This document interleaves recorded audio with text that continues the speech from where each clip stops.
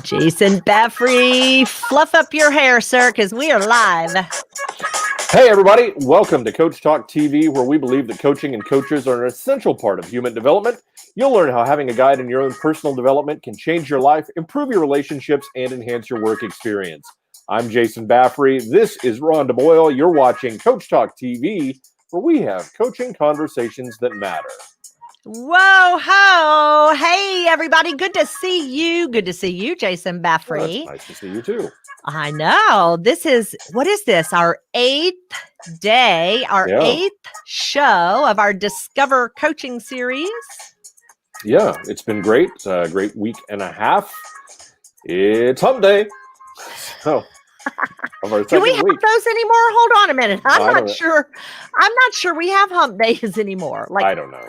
I've lost track of time, and that is the God's honest truth. I know, I have too. The fact that I remember, I just looked at something and saw that particular phrase, so that's what made me think of that. So that's funny. Hey, you guys, you can find this show and all of our other shows. We've got probably, 35 or 40 now, Jason, over at coachtalk.tv, www. So we want you to go over and take a look at the interviews we've done with some amazing coaches. And Jason, let everybody know where we are on the podcasting world. Well, if you'd like to listen to our audio podcast only, if you're out driving or working out or running on the treadmill or whatever it is that you do, you can find our audio podcast.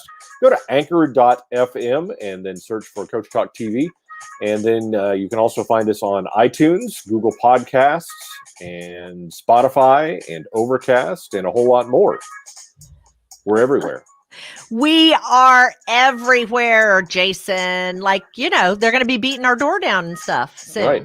And if you haven't been to our YouTube channel, if YouTube is your preferred method of watching things, you can go there. You can search for Coach Talk TV or go to youtube.com/C/Coach Talk TV. Go and subscribe and ring the little bell to be notified when our new videos come out. And that's going to continue for the rest of this week as we have new videos today, tomorrow, and Friday. And then we'll be doing some quick takes in between the end of the Discover Coaching series and our next Discover Coaching series, which is fall. Yeah. So October, if you are a coach and you happen to be tuning in, let us know. We'd love to have you highlighted on the next Coach Talk TV Discover Coaching series. So I can't wait to introduce our guest today.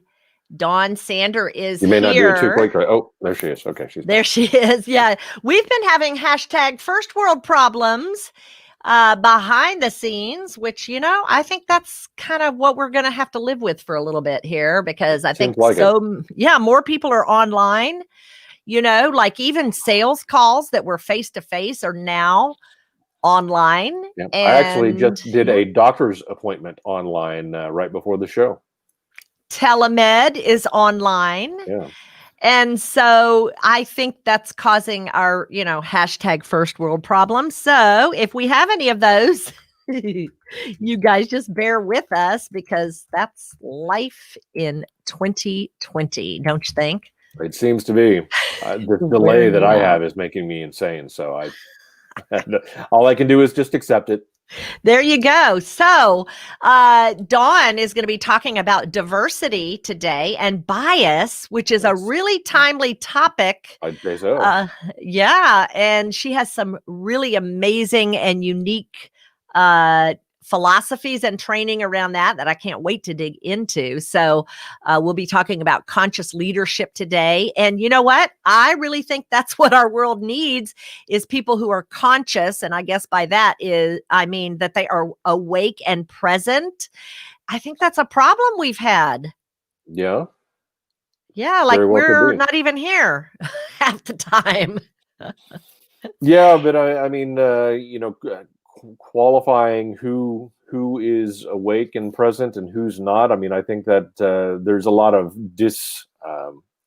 what's the word I'm looking for? A lot of confusion as to which way that goes, I think. But well, that's true too. There's a lot of gray today, which I think is what is causing people frustration and anxiety. Right.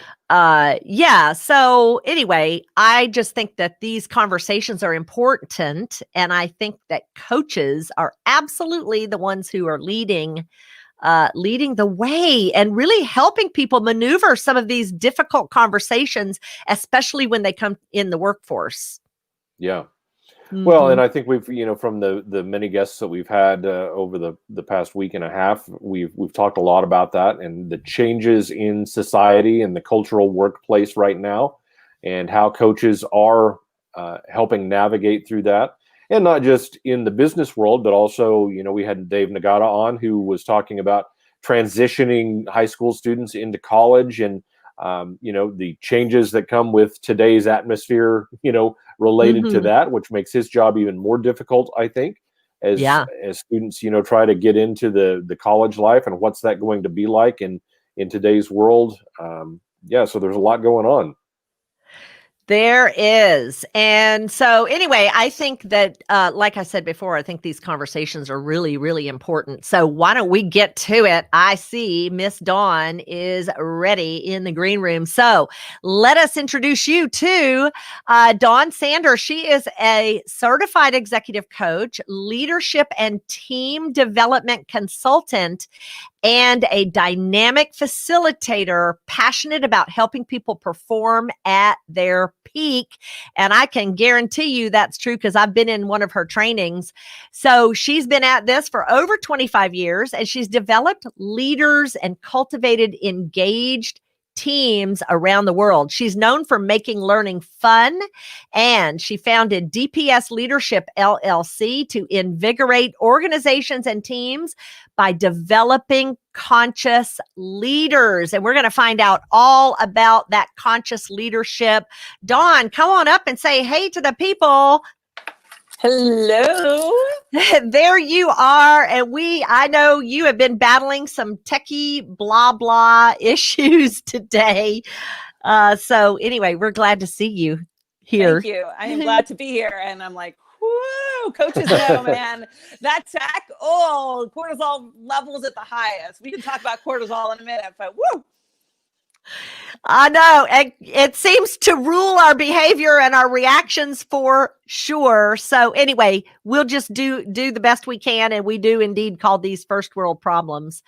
So anyway, here's what we want to get started in this hot topic, because it really is a hot topic. And we would love for you, if you're just tuning in, to join the conversation. You'll see the link there. Go to StreamYard.com/Facebook, and then we can see you add in and contribute. So let's dig into your mission and why invigorating organizations and teams. Like, what do you do, and what do you mean by developing conscious leaders? Yeah, I think that's a great place to start, because a lot of people have been focusing in their coaching and leadership work on purpose, right? Super important.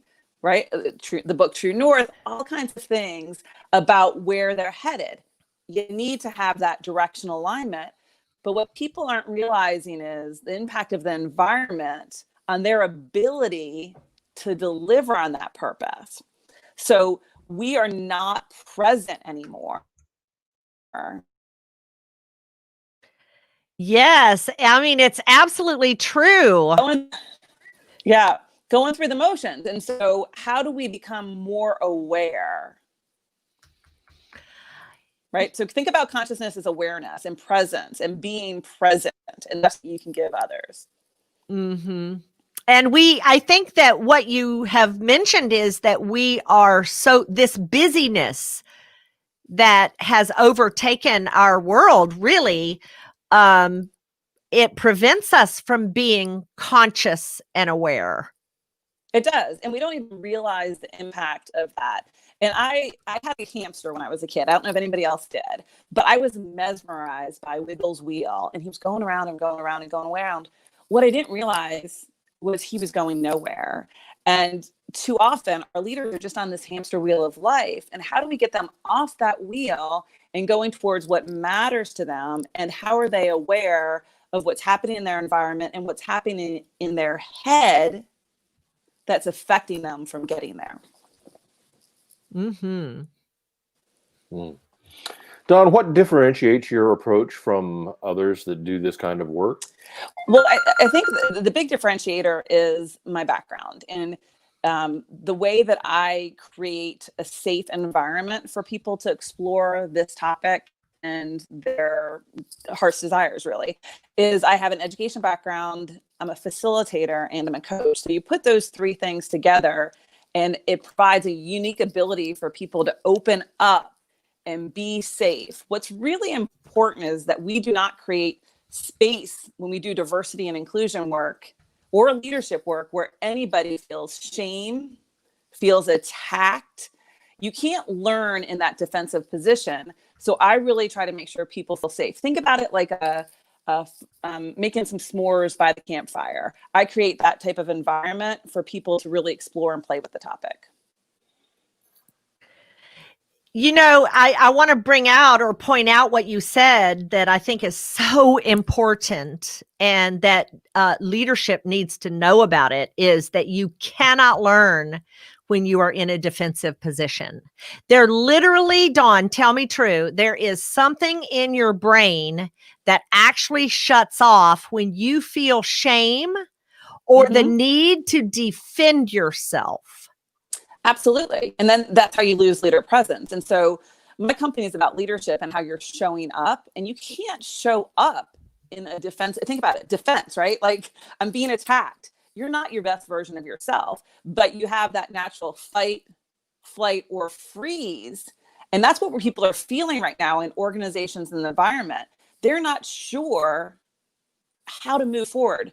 And so we need to create a space where everyone, including a white man, including any demographic, can feel safe. And what happens sometimes is people go into a class like a unconscious bias class or a coaching situation, and they're made to feel bad.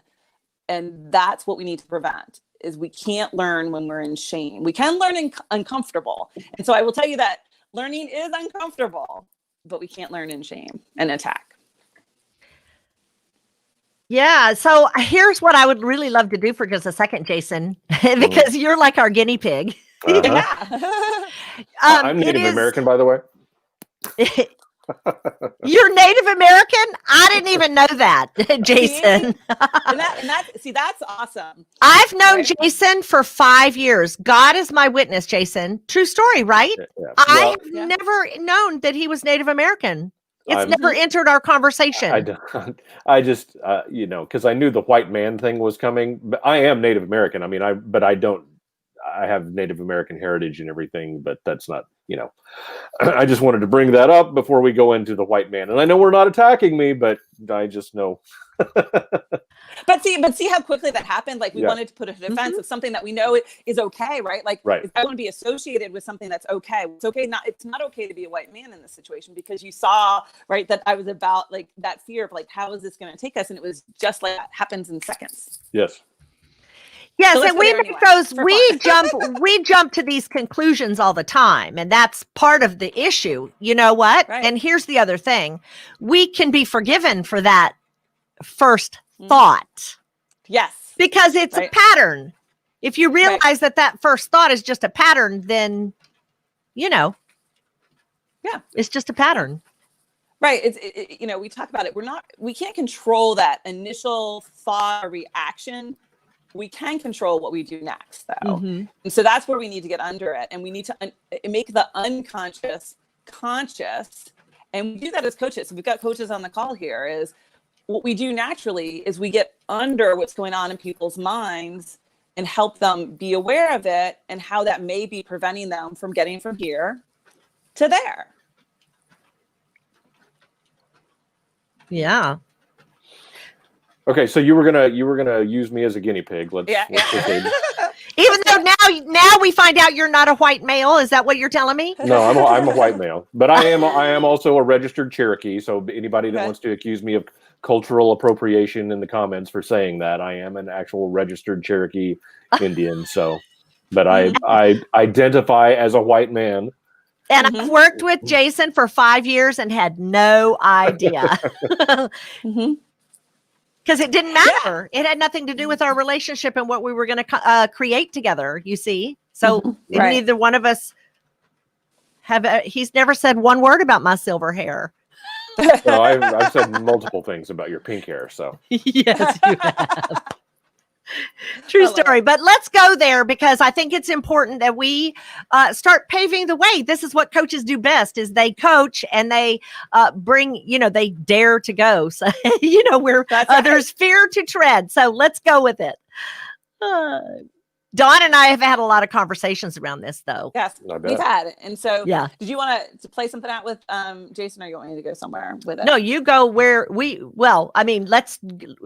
forget where we were going, except that we want to talk about how we can address topics like bias and the things, and recognizing it and create it in a safe space. Again, how can we do that? That's right. And I think it's about creating conditions where people can learn safely. Like I said before, and I don't want to use that word kind of tongue in cheek. It is really important. And so we create that space. And one of the ways that we do that is we slow down.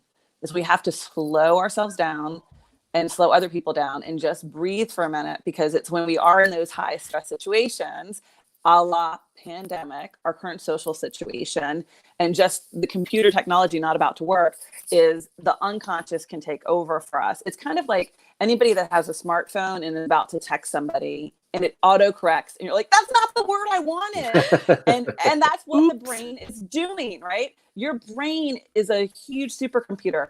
Statistics show that the unconscious mind, 11 million bits are processed per second. What? I don't know how the researchers figured that out. The conscious mind is 40 bits per second. So we don't know what's all going on as our brains pattern map behind us to protect us. Our job is to protect us, and it's to feel safe. It's our natural ability.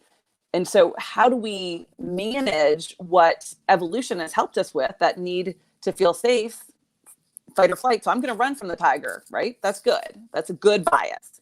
But how does that fear enter our situation when we're coaching, and not just with the individual, but within the system? And how do we pull fear, and that same fear for the white man, the same fear for a homosexual woman, same fear for an African American, any fear? How do we pull that out, uncover it,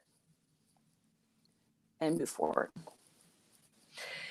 Yeah. Tell me again. I got 11 million bits per second for the unconscious mind. And then the conscious mind, how many? 40. Again, I don't know how the neuroscientists assess that, but those 40 bits, that's so much that we're not even aware of. So I do this activity in one of my classes where I throw up a collage, and you have 10 seconds to try to remember everything you see, and then, report back. And what happens is, you see things that are familiar to you. Your brain processes the familiar and the known and has an easier time recalling. Things that you have not experienced, you don't know, it phases them out. And so our job is to expand our lens, expand our worldview, to be able to see more of what is seen. And how we do that is we expand our network, invite more people to the party, invite people to the board, all those types of things. The first thing is to expand our perspective. Yes. And the way you're expanding your perspective is by adding more people to the mix and opening up and learning more things. I use a term in my life, grace. We need to extend grace, because that first thought or the first thing that's spoken, or because sometimes it's so fast it comes out of my mouth faster than I don't realize that it processed, even maybe it didn't at all. And so if we can learn to pause, you said it before, you said breathe and pause and slow down a minute, because whatever you said can trigger me into saying something in reaction, as opposed to being thoughtful and fully present. And I think that's what's really going on, is we're just a bunch of old triggered people going at it all day long. All day long, with our watches that are beeping at us, our phones are beeping at us, our computers beeping at us, our kids are everybody is triggering us to work in this world where we're always on. And so how do we fix this? Is we have to interrupt the process. We have to slow down and be aware of what we're saying and what we're doing. So again, let's not beat ourselves up for the first thought or the first reaction. It's how are we going to respond? Take that pause. We all know what happens if we get an email we don't like and we start firing it back. But if we breathe and maybe put it in the draft overnight, things change. Right. Oh my Right? gosh, do they ever? Right. And it's about being the person that you want to be and the leader that you want to be. So my company is about leadership. So you have to understand your own biases and those biases of those around you in order to understand how you're showing up and how people are seeing you. So it's not enough to have good intentions. I will tell you, spoiler alert, I'm biased. It kills me to admit that, but I can tell you, I know I'm biased because I have a brain. And the more I do this work, I realize, oh, I have a lot of biases. Some are conscious, some are unconscious. Like a conscious bias is I prefer iPhones over Androids. It's preference. Bias is a preference. Not a big deal. My husband, he likes Android. We have different phones. No big deal. The problems become when we associate characteristics and stereotypes with people that have iPhones or Apple computers or people that are Android people. And we pattern map to different things that could be hurtful associated with that and take our stereotypes to a further place. And that's where we have to be mindful. And so to be a leader, we're showing up. You have to be aware of what's underneath and what can you do to mitigate it. Mm-hmm. Dawn, I have to ask, this is already, I would think can be an intense subject matter to begin with, but with the current mood of the country and the world, has this made your job more difficult to do your trainings, or is there more of an interest in doing the trainings and learning how to handle this? Yeah, I think it's both, right? It's kind of a weird dichotomy. Is there's more interest because of where we are, but there's also more resonance and fear because people aren't sure what to say. So I was just doing some sessions where we had people in breakout groups exploring the topics. And it was really interesting. There were certain people that were so afraid to say anything because they'd be judged. And so we had to, what we say in the coaching world, unpack that a little bit, create some conditions where learning could occur, and then go back through it some more. But so it's both. It's good because ready and still a little resonant. Interesting.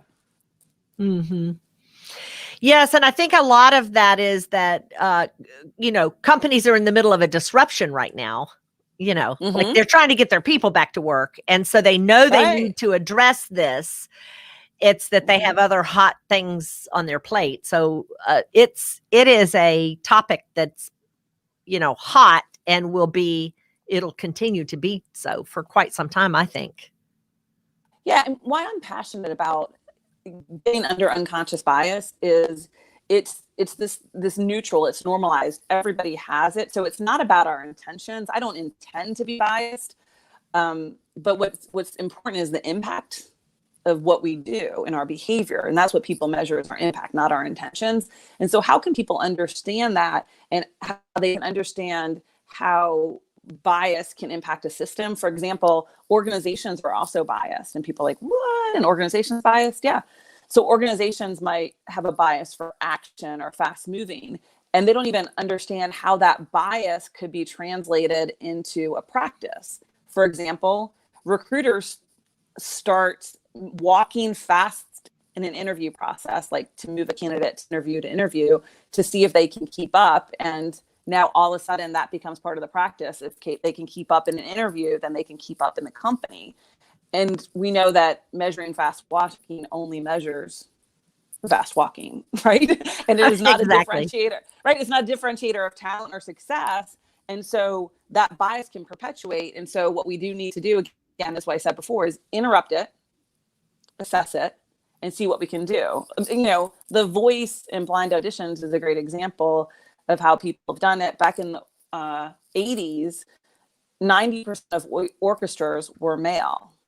Not because men were necessarily better musicians, but they went to blind auditions with even people taking their footwear off, so you couldn't necessarily hear unconsciously, heels or no heels, and then it evened out the orchestras naturally. So we need to mitigate our systems as long as we take a look at awareness. Does that make sense? Yeah, and that's why I do it from education and facilitation too, right? It's not just coaching. Sure. It's learning about what the science says or the research says, and then it's finding the application here, having an understanding of and having the experience of it. And I think that's where a lot of the diversity and bias and, unconscious bias programs have failed in the past, is that they've been aimed at only one kind of bias. And they have created shame. Right. And again, you're not going to learn from a point of shame. No. So I think, gosh, what you're doing is just so critical, because it's such it may not, on the surface of it, when we talk about diversity and bias, or diversity and anti-bias, I'm not sure which way you want to word that. But when you present that, people automatically go to the past training. So breaking through something like that with something new is the challenge, to recognize that really this is anti-shame training to a degree. That's right. It's learning how to not allow shame to be brought into the conversation, either on your part or on the part of someone else, and to recognize the shame and what it feels like and start to figure it out, why it's there, because it's trying to be made known.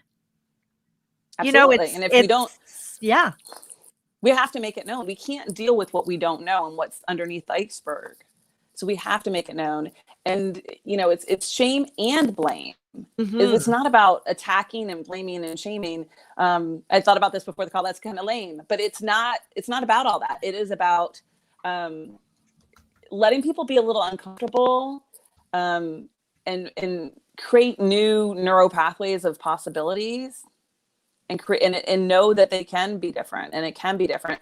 And I think that you have to create a space where people can recognize their own biases first, and then they can say, oh, I can see how that could perpetuate. And now I can see how that can get to microaggressions. And I can see how microaggressions become macroaggressions, which become systemic oppression. Well, and microaggressions also lead to systemic oppression. Yeah, and it's just triggering. Yeah, it is. And that's why we need people to be present and aware. Right. So, Dawn, you're actually known for making this kind of training fun, which seems like it might be a little bit of an anomaly. But how do you go about doing that? How do you bring the fun into this type of training? Well, first of all, I keep it real, right? And so I use stories that make people laugh and that are relatable. Think about the beginning part of the pandemic and toilet paper. And we joke a little bit about toilet paper. Well, that's a scarcity bias, right? So what happened is our bodies were scared and we're afraid that we're going to run out of bias. We talk about toilet paper, and we can go on stories about toilet paper. We use language like, let's play with this topic. Let's experiment. Let's pilot. We use imagination in sense. Imagine a different world. Let's shift our perspective. And then let's use real life case studies that can make us laugh, although it kind of hurts too because it's real. Does that make sense? Sure. That's so it's easy to laugh at somebody else. Yeah. So I'm sorry. Go ahead. That's okay. We just had a delay. Go ahead. Well, I was just going to say, imagine you're all language. People don't really recognize how language based we are. Like, this is how things, we can use our imaginations without language, but then how do we describe it? It's through language. It's the only way. So when you're just the very fact that you introduce the topic as let's play, let's explore, it operates on a different side of the brain to the person hearing what you're offering, what the opportunity that you're offering. They hear it as an invitation as opposed to a challenge. Absolutely. And again, what happens is a defensive posture. If I'm being challenged, instead of the exploration, what could be exciting kind of place to go. Yeah. Jason? Hang on. I'm having a technical issue over here. So, Dawn, your maiden name is Potter. Yes. And so I'm sure there's some associations with the whole Harry Potter craze that go along with that. Right. However, if you had the chance to have Harry Potter's magic wand, what would you wish, or what spell would you conjure for your clients? Well, I'd wish two things. First of all, I wish it was easy. I wish I could make it easy for people, but it's not. You have to do the work, and you have to be intentional. You have to be intentional, and then you have to be aware, and then you can go forward. So that's easy. Let's make it easy. The second thing I wish that they could live fully charged lives and be the best versions of themselves. And so that's kind of what I want them to do. Is I want them to be invigorated and super engaged and productive. And so I think they can have all that if they're willing to explore their own biases and explore their purpose. So I think it's twofold, right? Where do they want to go? What matters? And what might be getting in the way? And sometimes it's the mind. Yeah, it's probably always the mind. Right. Yeah, it's and people talk about it all the time, and they say, well, that's the one thing holding you back. And they know about it kind of on the surface, but they don't dig into it, right? And they know it when they train for a race or a marathon or do whatever. But how do we get them out of their mind and into action, aligned with their heart? Yes. So important. Wow.